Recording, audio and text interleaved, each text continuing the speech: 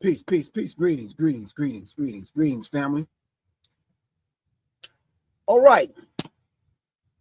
We're back for the second time today. As I told you, I was going to do a part 2. I'm not sure if everyone's still at work, getting off work, got to pick up the children, whatever. But thank you very much for tuning Black in for the second time today to pick up on this conversation we was having earlier. In case you're just tuning in, we was basically talking about the Super Bowl. We're talking about Kendrick Lamar in the Super Bowl halftime performance, and we dove into the idea of symbolism.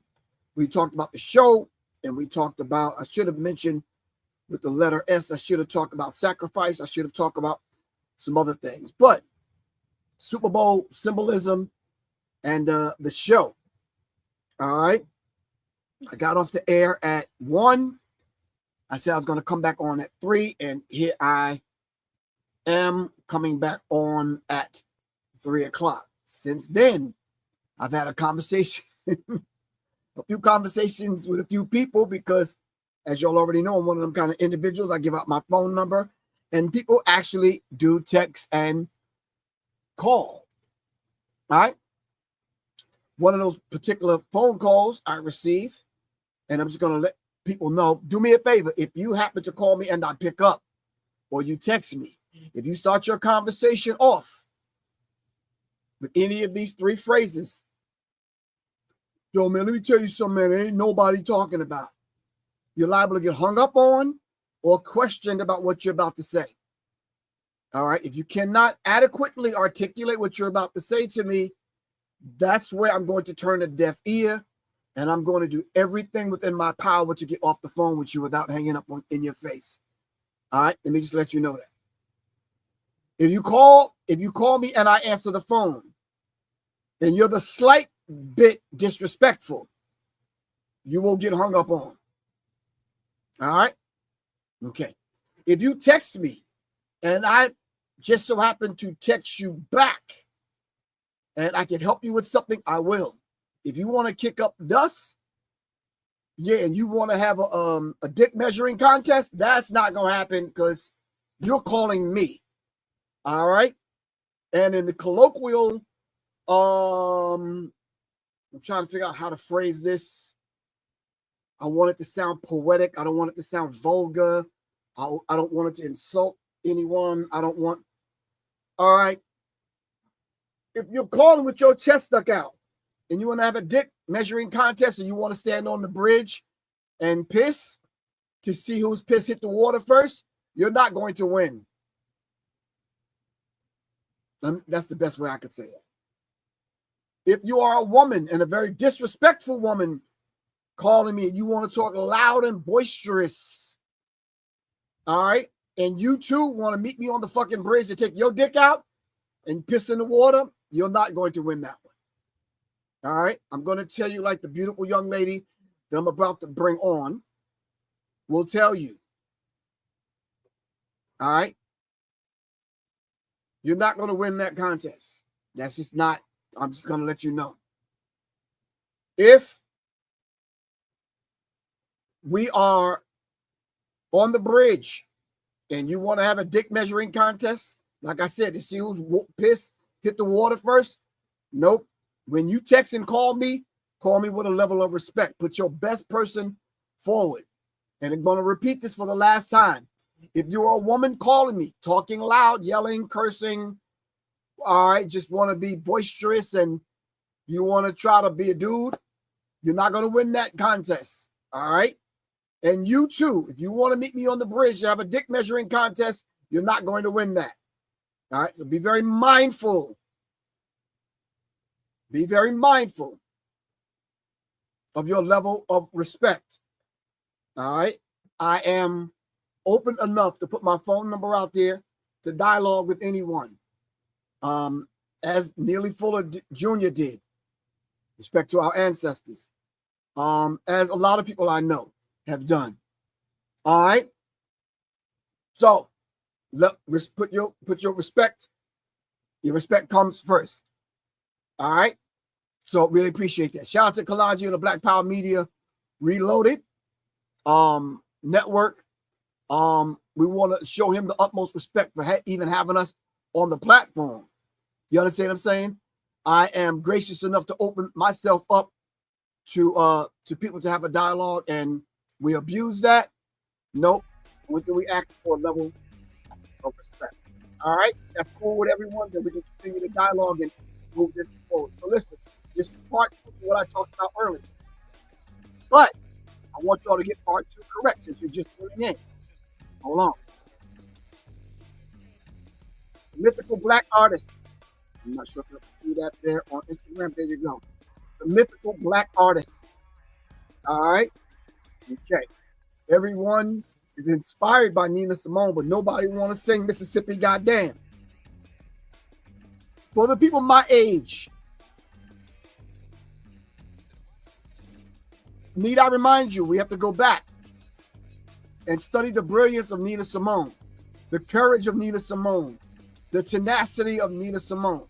If you are 50 years and younger, no, 40 years and younger, no, 30 years and younger, you might not even know who Nina Simone is, except hearing it on a Lauryn Hill song or a Fuji song. I'm going to need you for a few minutes while I get prepared for you to go Google Nina Simone and her song, Mississippi Goddam. All right? We need to find out who Nina Simone is before we have this conversation. All right. Okay. All right. Now, once again, just a basic shout out to the people that are coming on. Some of y'all saw the first part of this at 1 o'clock. I'm back on at 3. I don't normally do this, but I feel I have to kind of come back on to at least finish what I had on my heart and in my mind to discuss with everyone dealing with this particular subject. All right. Okay. All right. This is part 2, so I'm going to kind of dive into it and just kind of, yeah. All right. Y'all supposed to be looking up Nina Simone and Mississippi Goddam. Yo, come on, stop typing. Look it up, fam.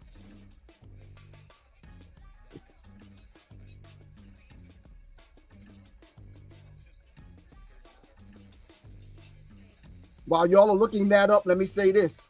Family, listen to me. There's nothing new under the sun. Trust me, it's not.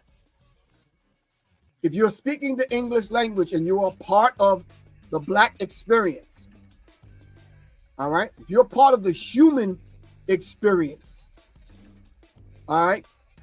From the last 100 years, I could say 400 years, which has a deeper meaning. Nothing that you're going to call me and tell me that A, I either heard it before, all right, or my elders have said it before, or I can go access it in the Akashic records. All right. For you to try to call me and talk to me about what you think I don't know, come on, family. Let's not be that disrespectful. Come on. Okay. Got you. As we speak, hold on. The new number. Okay.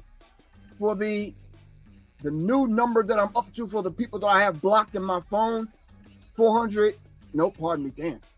505 people.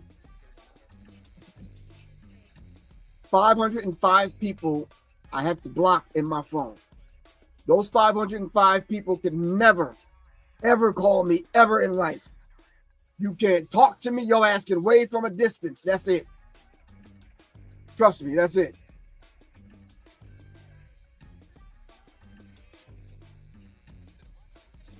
Now, if you go up on a mountain somewhere and pray and meditate for 200 years and come on back a different person and you want to apologize, that's cool. But other than that, nah. Your life is better off without me. Trust me, it is. I'm going to reiterate something, and there was no disrespect to the gentleman that said, y'all got to forgive Professor Griff. I don't know him. I don't know who that was. But you don't. Like I said, I'm going to say this in a nicer way before I dive into this subject, because this subject is kind of deep. All right? All right, hold on. My job here is to fill this space up or clear it out. You can choose any path you want to go. But I got to say what needs to be said, whether it offends you, whether you like it or not. All right? Everyone on IG, stop requesting to be on my live. That's not going to happen. This is not that kind of program. All right? Not the time for that. You don't even know what I'm going to talk about. Jesse Paris, thank you very much for doing the research, bro.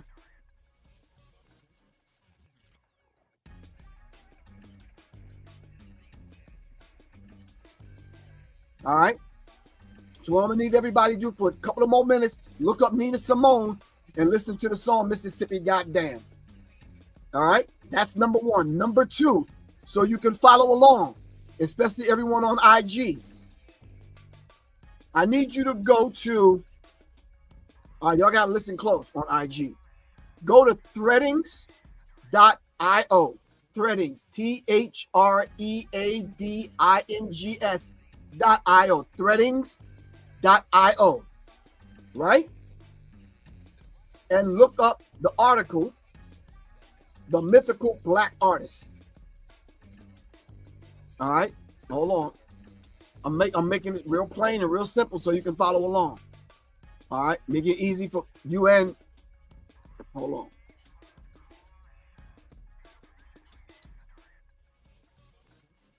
Music and mobility motivation. Give thanks, Queen.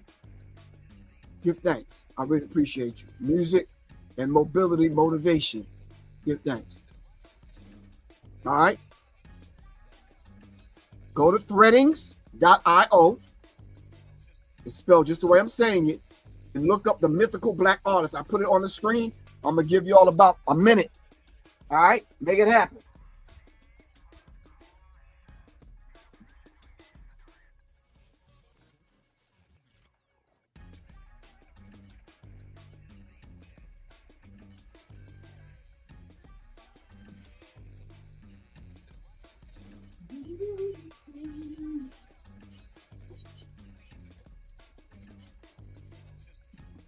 All right.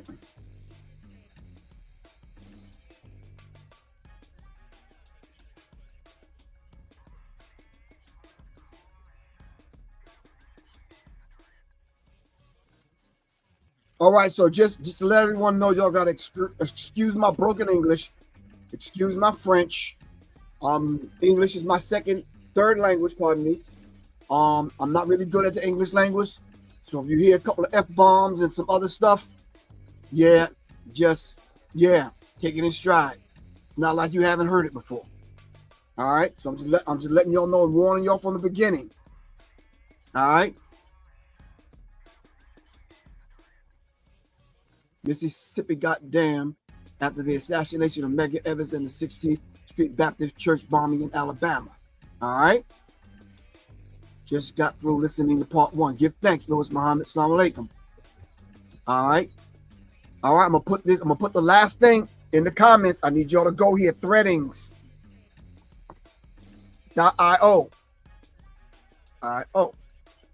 Right? Just so everyone will have it. The Mythical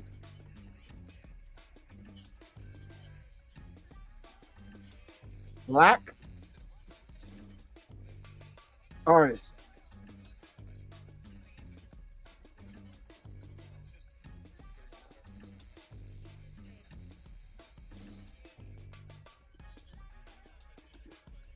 Threadings, Yeah, all right, that's the link, y'all. I'll put the link in the chat. Threadings.io/the-mythical-black-artist- the number 2/. All right, that's it. Now, it's my sister. Hold on. Hold on.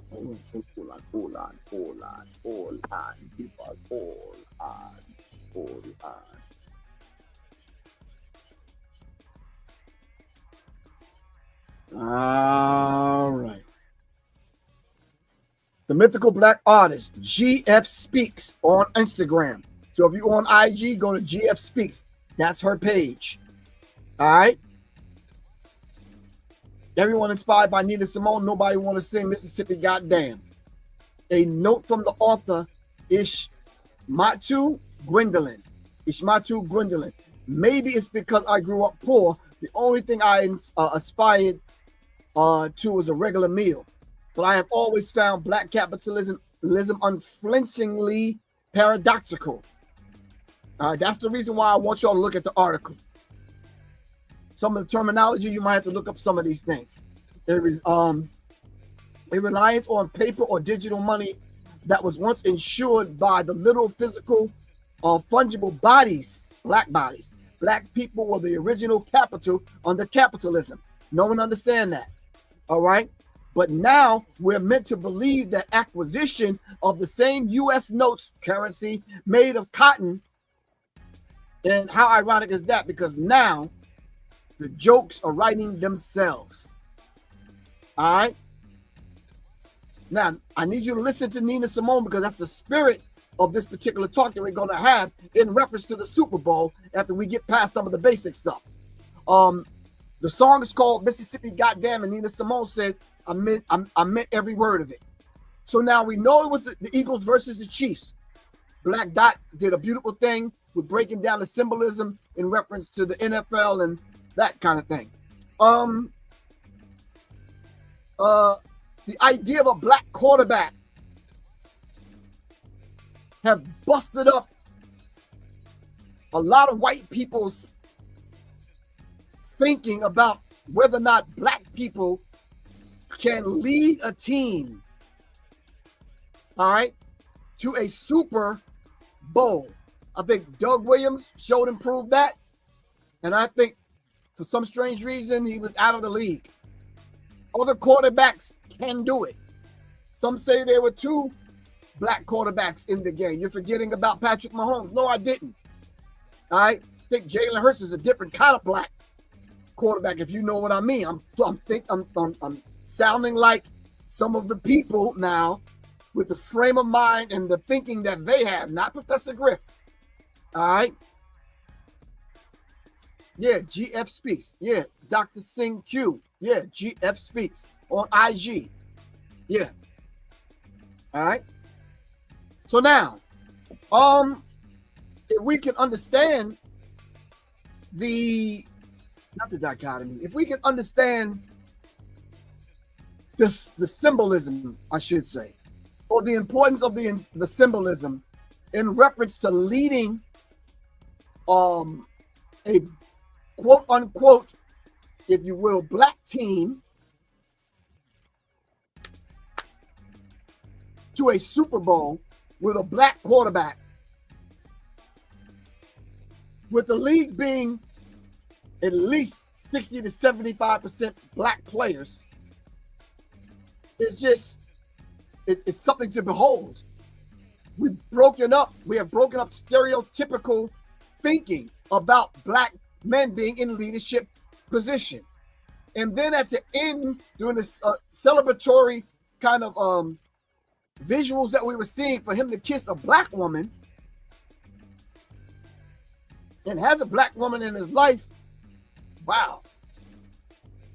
See, you don't understand.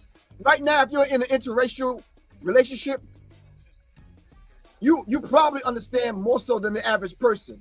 73% black players. Jesse, you got to complete that sentence. 73% what? Black players in the league? Damn. And see, the idea of him being with a black woman may hit different. You understand what I'm saying? Just like you saw Barack Obama leading the country for 8 years, it hits different. And I understand what white people were thinking, feeling. They didn't understand the halftime performance. All right, we're going to break all that down right about now. All right, so everyone has the article. Everyone, remember, we're talking about, let me put it back in front of me, the mythical black artist. Now, you've heard me over several broadcasts talk about the mythical Negro or the magical Negro. Can you do me one favor real quick? I know this sounds like y'all had this Professor Griff is y'all instructor and y'all in your first year of college in damn history class, but fam, work with me. You got to make my job easier. Look up the mythical Negro real quick. Please, come on, help me out. Work with me. Work with me. All right? Come on. Work with me, fam. The mythical Negro. I think Spike Lee or somebody talked about the mythical Negro. Not the mythical, the magical Negro. I apologize. The magical Negro. Give me a thumbs up when you got it. Somebody on one of these platforms. Can y'all help me out? Work with me. Excuse me, my man. I'm talking to you. Yeah. Put that down real quick. All right. Yeah. Thank you. The magical Negro. I don't see no thumbs up here. I see any thumbs up. I see some hearts. Doug Williams, 1989 Redskins versus first to play in the Super Bowl. Okay. Doug Williams did the damn thing. Shout out to Doug Williams and his people.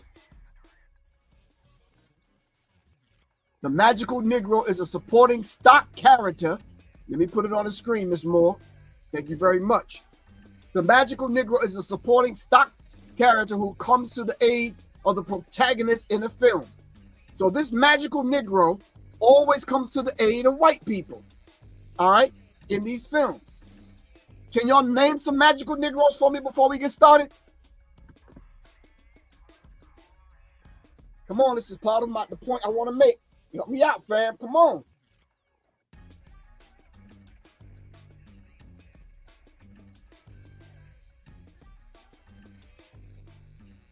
Name some magical Negroes.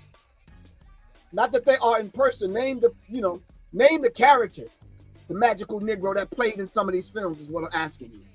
Samuel L. Jackson, Dr. Sing Q. We don't do half stuff here, bro. Give me the complete sentence. Samuel Jackson in what film? Where you just can't say Samuel Jackson. Come on, man. Vin Raines. All the Mission Impossible films. James Earl Jones in what film? Okay, music, mobility, and motivation. You got to give complete sentences. I can't. Come on, complete sentences, fam. All right, complete sentences, like David just did. Vin Raines, all of the Mission Impossible films. Got that? Come on, help me out. Give me some magical Uncle Remus in Song of the South. Thank you very much, Professor Jip Star. Who else? Morgan Freeman in every film. God damn. It's really cold where you are? Damn, let me know so I do not come to the cold. Make complete sentences, family. I need complete sentences so that people can get it. All right? Come on. I need complete sentences. It ain't that much to type. God damn. Okay. Let's skip over that yeah. But you get the point, though. I'm saying that to say this. What I'm about to show you and talk to you about for us to listen to, Kendrick Lamar is not one of them dudes. All right? He's not one of them. He's not a mystical, magical Negro. He's not. No. So get out of that mindset when we have this discussion about what we need to talk about. All right. Michael Clark Duncan in the Green Mile. Thank you very much, Arshawn. Billy D. Williams as Lando in Star Wars. Thank you very much. See, this is what I mean by complete sentences. Will Smith in The Legend of Bagger Vance. Thank you. Thank you. This is the magical Negro I'm talking about. Kendrick Lamar is not that. Let's dive into this, all right? I'm going to leave the music playing. I'm going to share my screen. If you already have the article, you already know where I'm going with this. So let's talk, all right? All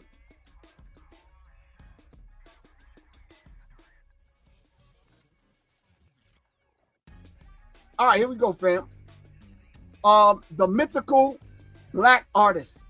Mississippi Goddam, and I mean every word of it. Otherwise entitled, Everyone Inspired by Nina Simone. Nobody Want to Sing Mississippi Goddam. All right. It's kind of wordy and it's kind of deep, but I need y'all to listen. I'm going to respond to everyone in the comment section. Can we do that? I'm not going to interrupt this young lady. All right. She'll tell you where to get her body of work. It's on Threadings. I gave you the link already. All right. If you can look it up, listen to it, save it for later. Do whatever you need to do. All right, fam? Let's listen. The role of the Black artist has changed over time. We are not in the 1960s anymore. Everybody cites Nina Simone as being an inspiration. Nobody's singing Mississippi Goddam. You know why? Mississippi Goddam got Nina Simone death threats every fucking night from the Ku Klux Klan. Then songs like Black Parade. Hold on. Before I do that, sister going in from the rip. Hold on, fam. I think I might have a clip on who this sister is, so y'all can get her IG page and know who she is. Because shout out to Soleil. Soleil was the one that turned me on to this early this morning, and I'm scratching my head. I listened to it, but then I had to wait till Soleil leave the room so I could listen to it again. Because, yeah, hold on. Nina Simone. Blah, blah, blah, blah, blah, Professor Griff, blah, blah, blah, blah, blah. Hold on for a second, fam. All right, hold on. Let me find it first. Let me find the clips I can let you see first, because yeah, it's kind of critical. I admire this sister's bravery. With good politics supposed to be impressed by Kendrick Lamar's Super Bowl performance. All right. And I don't want anyone to take this stuff the wrong way. Hold on. We are there. Hold on, let me stop sharing. Let me go back to, just bear with me, fam. All right? Bear with me. Let me reduce that. I don't think it's going to happen no time soon, so I just gotta play it. All right. I just gotta play it. All right, let's listen. Like, y'all did not hear Ismatu when they literally said everybody wants to be Nina Simone, nobody wants to sing Mississippi Goddam. Go to threadings.io and read The Mythical Black Artist if you haven't already. Like, when he said the revolution will be televised, it's the right time, but you got the wrong guy. He literally casted a spell to get all of y'all to tune back into bullshit dichotomy, right and left-wing politics in America, and you ate it up. Also, to see the way iconic words by an actual revolutionary artist, Gil Scott-Heron, were completely co-opted for the empire actually made my skin crawl. Because, guys, you will not be able to stay home. You will not be able to tune in and cop out. You will not be able to lose yourself on drugs. You will not be able to skip out for beer on commercial because the revolution will not be televised. It happens in the fucking streets. You know what will be televised? Propaganda.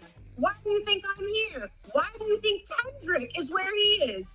Millionaire celebrities no longer have the luxury of being subliminal with their messages. I've been seeing a lot of mental gymnastics today trying to justify how actually Kendrick is kickstarting the revolution right now, when what he really did was make the American flag look cool. What do you think the long-term effects of that will be? What he really did is take the unmatched beauty and talent of West Coast California culture and associate it with the horrors of the empire. What do you think the long-term effects of that are going to be? The empire knows that y'all are more concerned with the deification and idolatry rather than solidarity. Y'all don't see. Hold on. People are telling me they're not seeing it on YouTube. Hold on. Hold on. I don't. Oh, window? Is it a window? My friend, I got it. All right. I think I got it. Let's see if we can start it over. Was Good Politics supposed to be impressed by Kendrick Lamar's Super Bowl performance? Like, y'all did not hear Ismatu when they literally said everybody wants to be Nina Simone, nobody wants to sing Mississippi Goddam. Go to threadings.io and read The Mythical Black Artist if you haven't already. Like when he said the revolution will be televised, it's the right time, but you got the wrong guy. He literally casted a spell to get all of y'all to tune back into bullshit dichotomy, right and left wing politics in America, and you ate it up. Also, to see the way iconic words by an actual revolutionary artist, Gil Scott-Heron, were completely co-opted for the empire actually made my skin crawl. Because guys, you will not be able to stay home. You will not be able to tune in and pop out. That's right. You will not be able to lose yourself on drugs. You will not be able to skip out for beer on commercial because the revolution will not be televised. It happens in the fucking streets. You know what will be televised though? Propaganda. Why do you think I'm here? Why do you think Kendrick is where he is? A-lister millionaire celebrities no longer have the luxury of being subliminal with their messages. I've been seeing a lot of mental gymnastics today trying to justify how actually Kendrick is kickstarting the revolution right now, when what he really did was make the American flag look cool. What do you think the long-term effects of that will be? What he really did is take the unmatched beauty and talent of West Coast California culture and associate it with the horrors of the empire. What do you think the long-term effects of that are going to be?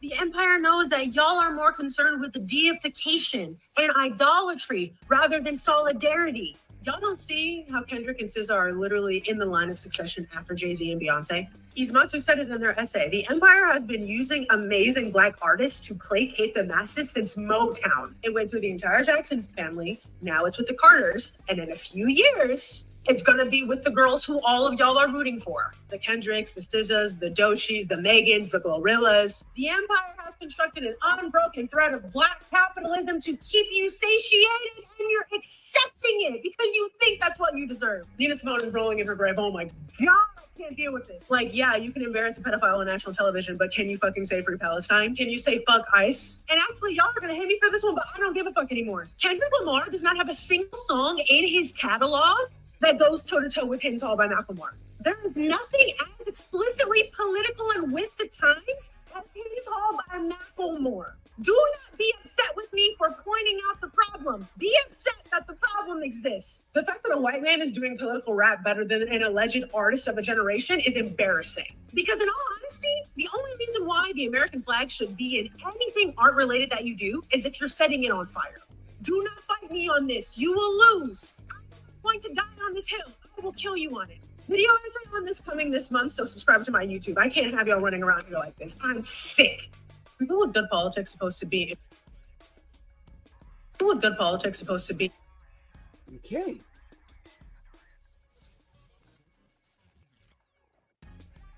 All right, hold on for a second, fam. Let me get my see if I can get my screen back. All right, so just what do you think before we dive into the actual threading that she actually gave us, which is wow, yeah, it's mind-numbing. So let me give me your thoughts on that, and then we'll kind of dive into it.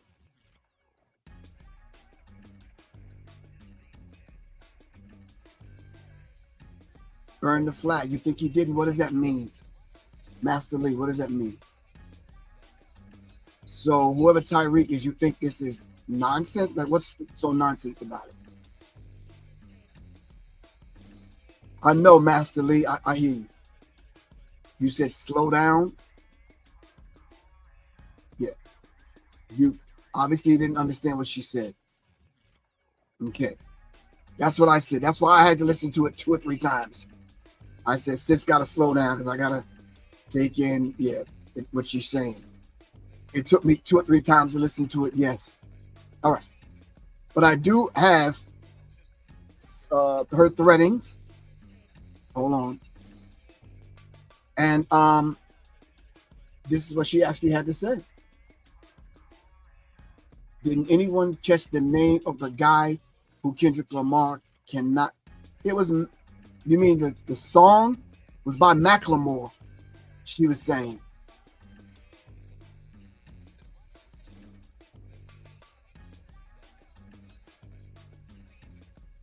Tyreek, we're talking political here, okay? Okay. That's why I said for everyone to go get the article so you can read it for yourself and see this for yourself. All right?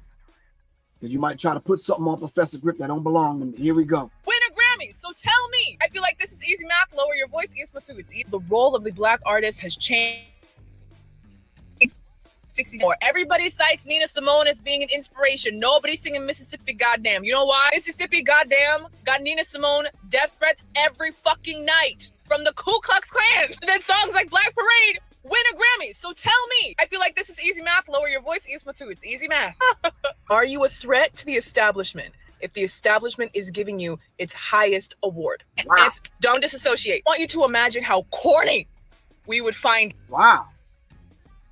Wow. Do we need to hear that again? Are you a threat to the establishment if the establishment is giving you its highest award? Wow. If Beyonce made an album or even a song singing about gangster rap, she was like, yeah, I came out the trap, I was slanging, You'd be like, girl, what are you talking about? You grew up upper middle class. What, like, girl, it would tank. That would be so ridiculous because she would be lying. Okay, hold on to that feeling of incredulous, disgusted, the audacity, right? Tariq, just go back and listen to her thing. It's on Instagram, man, because you're not getting it, bro. And you actually meet in literature, in real life, in their talks, when you meet these prisoners of war that have survived as veterans of the Black Panther Party, that have spent 30, 40, 50 years in solitary confinement in dungeons in the United States, disappeared from society. You then begin to look at a billionaire putting on this costume and go, that is corny as fuck. It is not revolutionary. It's not inspiring. It is a co-op. It literally takes the teeth off of a politic that once bit back on the U.S. infrastructure so badly that they had to do better as a nation state. And the reason this makes me angry, yelling, the reason this makes me mad is not because of Beyonce, the multinational conglomerate, okay? Like, she is a capitalist money-making machine. I don't expect any different from her. The reason it makes me mad is because this is obvious to us by now as the general populace. This lady is singing about rubber bullets. You know how many journalists have been maimed across the world, have permanently lost an eye from rubber bullets, and she is singing cavalierly? It should be obvious to us, right? That this is just tokenization. This is just a symbol so that you will feel good about giving her your money or your attention, which is deeply lucrative. It makes me mad because all it tells me is that we, as the general populace, if we were in her position, if we were in the position of having and garnering millions and billions, we would not be doing anything different. Hello and welcome to Threadings, the newsletter and podcast where I explore the seams that keep my world from fraying apart. Here I have an essay for us entitled The Mythical Black Artist, otherwise called Everybody Inspired by Nina Simone, Don't Nobody Want to Sing Mississippi Goddam. Recently, I poked my head out of chronically offline hermit shell existence at the same time that Beyonce did something, a Netflix show, Super Bowl. I thought the Super Bowl wasn't for a couple months. I literally don't know any better. I have divested from art that makes me itch to see money as the way to liberation, and I'm not regressing on that anytime soon, so do forgive my ignorance. I do, however, see a familiar cycle of conversation reinvigorate itself, and I want to throw some ink in the ring. What I am here to talk about today is the recurring discourse we have about the Black artists and the devices they use to make themselves marketable across audiences, and the ways that we allow ourselves to be taken for a fucking fool, lapping that shit up because everybody want to be Nina Simone, nobody wants to sing Mississippi Goddam. Let's roll back time, okay? It is 1964 in the United States of America. The existence of the country is looking contentious as it is. March, specifically 1964. This is the month that Cassius Clay has rejected his slave name and donned Muhammad Ali, given to him by Elijah Muhammad of the Nation of Islam. It's the same month that Nelson Mandela was sentenced to life in prison and also thrown into prison. The same month that Malcolm X resigned from the Nation of Islam. And the same month that Lyndon B. Johnson, having taken the presidency after Kennedy's assassination just months before, signed the Civil Rights Act of 1964 into law. Nina Simone is a breakout star from the top of the decade and has been captivating audiences in live shows on television, has organically grown to the top of her charts, okay? Her voice is distinctive, it is blooming, it's grating, it sticks with you. You hear it on the radio as news from the Vietnam War rolls in between songs to cheer you up and remind you of love, lust, the blues. There is this new Nina Simone song that she sang for the first time in February of 64. And in March, just 1 month later, she performed it to a mostly white crowd at Carnegie Hall. a venue she had always dreamt of occupying. Though, as a little girl, she wanted to be the first Black female classical pianist to play Carnegie. Carnegie? I don't respect white people enough. Sorry. But she was there. She did make it. However, there was nothing classical about it. Nina Simone, known as the High Priestess of Soul, decided to do something other than prolific Black music artists had done. There were plenty of them at the time. Motown was a worldwide phenomena. Soul music, Negro music was boppington and topping the charts everywhere. The only thing more widely sung and loved was the Beatles, those sweet buffoons. Did y'all see Quincy Jones say those people could not play their instruments for shit? That was hilarious. You had Aretha Franklin, you had Gladys Knight, you had Diana Ross and the Supremes, you had Etta James, Otis Redding, James Brown. Nobody was writing, singing, performing anything like Mississippi Goddam. For one, most of those soul giants were focused on what was straightforward and what was lucrative. In and outside Motown Records, most successful Black recording artists had no desire to bite the hand that fed them. Simone puts it well herself when describing the necessity of silence in navigating her childhood during the Jim Crow South. To break the silence meant a confrontation with the white people of the town, and the price for that confrontation, she asserts, was death, murder. The cost was standardized across every means of Black existence there was. Your able body, your home, your career, your social life. The price of confrontation was death. Straightforward success, money, academic awards, glamour, televised performances. And televised performances, big deal, right? 1960. We just got televisions in this bitch. All of that depended on making sure to keep quiet about the bodies in the trees, on the streets, noosed and beaten with billy clubs and blown to bits. Okay, a note from the author, ismatu Gwendolyn. Hi, that's me. Maybe it's because I grew up poor. The only thing I aspired to was regular meals. But I have always found Black capitalism unflinchingly paradoxical. A reliance on the paper or digital money that was once ensured by our literal, physical, fungible bodies. Black people were the original capital under capitalism, but now we're meant to believe that the acquisition of those same US notes of currency made of cotton, the jokes write themselves, remains the highest aspiration of freedom to strive for. That is what I get from listening to the music, watching the press of the time, even the press now. It's better to be alive and successful rather than beaten up in those messes down south. You know, best revenge is your paper and all that. Makes my ass itch personally. However, lots of Negroes were sick of suffering under poverty. Some of those Negroes had gotten 2 proper nickels together to make something of themselves and they weren't trying to screw that up. I get it. And so nobody was singing Mississippi Goddam. There was, of course, Say It Loud, I'm Black and I'm Proud, but not yet. That was until 1968. Atrocity after atrocity descended from white reactionary settlers onto their enslaved, subordinated, how dare you reach for sovereignty Black masses. And everyone was thinking it. But nobody said it. And certainly no one sang it. No one was going to risk the sort of career death, fiscal death, social death that comes with confrontation like that. No one, of course, but the bold, the abused, the angry Eunice Wayman, on stage known as the superstar Nina Simone. She said, the name of this tune is called Mississippi Goddam.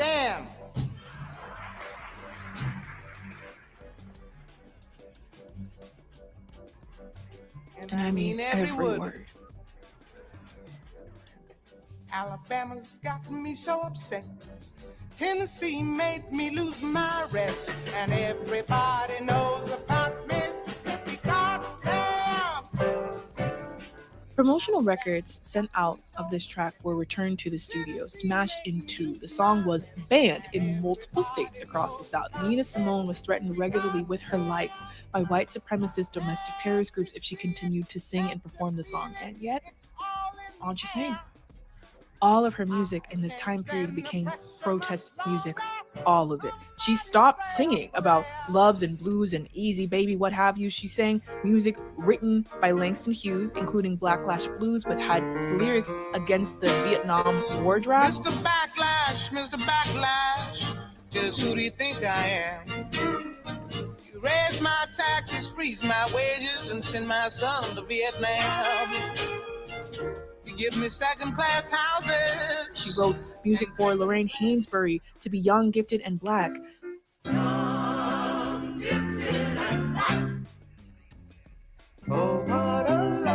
Simone and Hainsbury were the dearest of friends.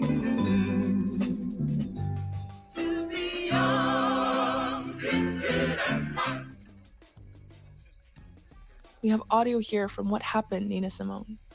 Nina's on stage, 1969, reciting a poem by David Nelson, part of the Black nationalist poet activist group, The Last Poets. She wears a V-neck yellow dress and braids honeycombed up, complete with big metal earrings. She asks a multi-generational black crowd if they are ready. Are you ready? Are you ready to kill if necessary? Is your mind ready? Is your body ready? If I had my way, I'd have been a killer. I would have had guns, and I would have gone to the South and gave them violence for violence, shotgun for shotgun. But my husband told me I didn't know anything about guns, and he refused to teach me. And the only thing I had was music, so I obeyed him. But if I'd had my way, I wouldn't be sitting here today. I'd be probably dead. Are you ready? To do what is necessary to do. Are you ready to kill if necessary? Are you ready to do what you have to do to create life? Are you ready to smash things? Are you ready to build black things? All right, family, I'm going to skip forward because we're running out of time. I'm going to go to the 20-minute mark because there's something there that I need you to hear before we end this program. All right, so I'm going to go right here, probably at the 19. I'll start at the 19-minute mark, and then we can just kind of hear it through for the next 3 or 4 minutes, all right? All right, here we go. Able to ideate girl boss feminism in the first place. So we have a figure like Beyonce Knowles Carter who highlights the importance of her team, who constantly talks about her mother, who's a seamstress, when she would never allow her mother to work in the conditions that Ivy Park seamstresses slave in for triple-digit US figure leggings. How is that acceptable? And also, how many of us have bought brand new fast fashion in the last year, knowing how much exploitation goes into the making of Western consumable garments? How are we different? I understand that we have less power, but power does not change you, nor does it galvanize you to do better. Power does not corrupt, it clarifies. So what we're seeing is sheen hauls on a billionaire scale. Example, right? She and Mr. Carter rightfully received critique for crossing a picket line to host an annual party at a hotel in Los Angeles, and then followed this stunt with lyrics on her next album and the next one, so I'm told, about how hard people are working at their 9-to-5s. That is hilariously horrific. They're billionaires. How many of us still did our holiday shopping with Amazon despite the fact that their unionized workers were on strike? Power does not corrupt, it clarifies. And with power comes larger ripple effects to any decision. We on the ground, within the masses, are we making different decisions? Why do we think that we would magically have different, more liberatory effects or ideals with more money, especially when more money means far greater personal consequences should you align with anything truly radical? The Mythical Black Artist, right? This powerful, platformed, extraordinarily gifted artist that we crave to glean hope from is not an artist at all. Art is only the shape of the vehicle. The stage only serves as a means of distribution. The person that we yearn for are revolutionaries. And these people who are on stage, awarded and applauded by the Academy, never biting too hard on the hand that feeds them, in fact, craving the applause, we know that they're not that. We pine and we clamor and we long for revolutionaries who are powerful enough to become who they are: authors, speakers, musicians, playwrights, civil leaders, chefs, etc. We want powerful revolutionaries. So why do we accept powerful Black capitalists who, having become artists, cosplay as radical. I cannot understand why we accept that. Nina Simone was not radical because of the art she produced. She was radical because of the life that she lived, and the art that she produced reflected the life that she lived. It is only natural for the art that an artist produced, and I'm saying this also as an artist, the art that I produce, the art that he, she, me produces, okay, it reflects the life that you are living. Nina Simone was a radical because she chose to be, and she produced radical art. So the mythical Black artist that we are longing for, the one who speaks truth to power, the one who names the times, capital T, with intrepid, bloody realness, what we are looking for is a revolutionary who happens to be an artist. And what we have settled for are Black capitalists cosplaying as revolutionaries to sell you things. Wow. Hold on. Capitalists who, having become artists, Last cosplay as radical.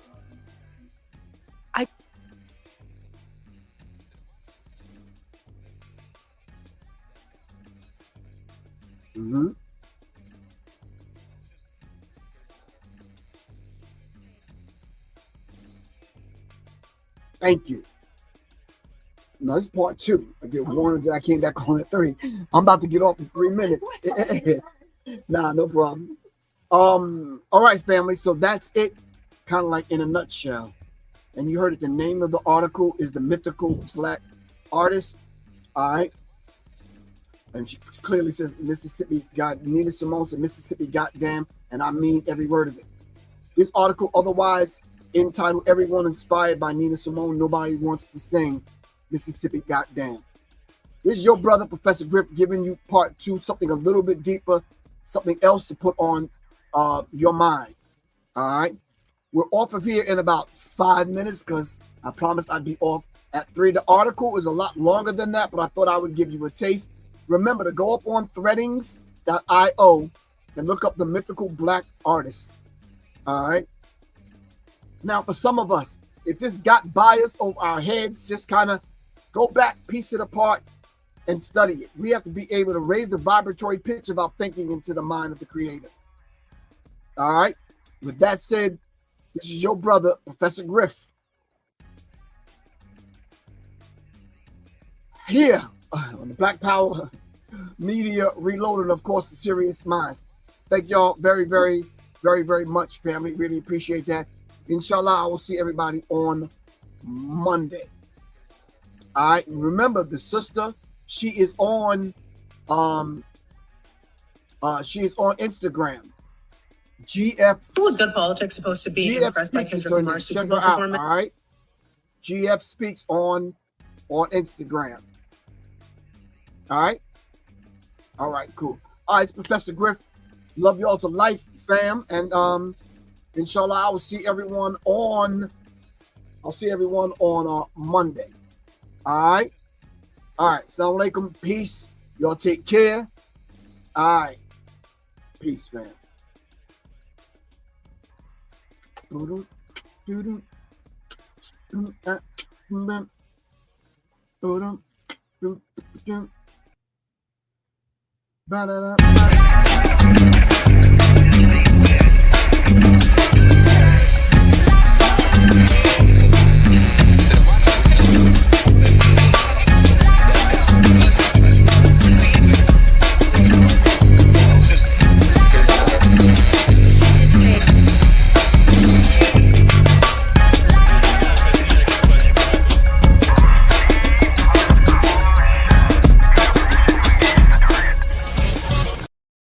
Peace, fam. This is Professor Griff, Public Enemy. Of course, you know, the Minister of Information. Right now, my entire sound library on CD-ROM are available to you in an auction. Right now, you'll get the Public Enemy sound that made some of them songs that you love, the hard-hitting beats. We got kicks, we got snares, we got hi-hats, we got beats, we got loops, we got breaks, we got keyboard sounds, guitar sounds, bass sounds. We got scratching, we got sound effects, we got nature sounds, environmental sounds. We got all kind of sounds from different genres, from jazz to neo soul to R&B, classic, smooth. These are the beats, breaks, and the sounds that made some of them Public Enemy songs. Get it now. Check this out. Don't make beats, make history. Peace. It's Professor Griff. Hit me up, 678-557-2919. Peace.